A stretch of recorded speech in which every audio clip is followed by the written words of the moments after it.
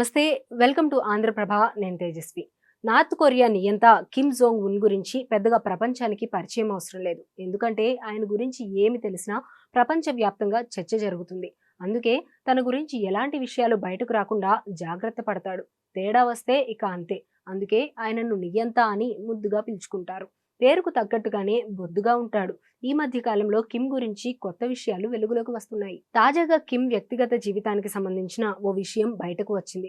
North Korea నియంత Kim ను సంతోషపెట్టడానికి ప్రతి ఏటా 25 మంది యువతుల టీం పనిచేస్తోంది. 8 మంది చొప్పున ఒక్కో టీం ఉంటుంది. ఒక టీం మసాజ్ చేయడానికి, మరొక టీం పాటలు పాడటం, ఇంకో టీం డాన్స్ చేయడం కోసం పనిచేస్తాయి.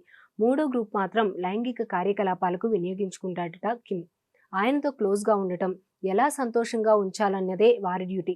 అంతేకాదు, అందమైన అమ్మాయిలను మాత్రమే కిమ్ దగ్గరకు పంపిస్తారు.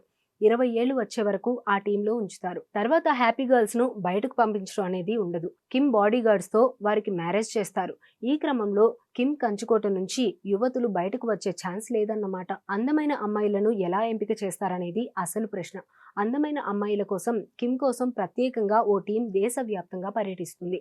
అందమైన అమ్మాయిల గురించి వివరాలు సేకరిస్తుంది. వారి కుటుంబం, రాజకీయ నేపథ్యం, ఇలా రకరకాల కోణాల్లో ఆరా తీయడం ఆ టీం ముఖ్య ఉద్దేశం. నార్త్ కొరియా నుంచి పారిపోయిన వాళ్ళను పక్కన పెడతారు. దక్షిణ కొరియాలో గాని, విదేశాల్లో గాని బంధువులు ఉన్న వారిని అస్సలు ఎంపిక చేయరు. సెలెక్ట్ చేసిన యువతులకు కన్యత్వ పరీక్షలు నిర్వహిస్తారు.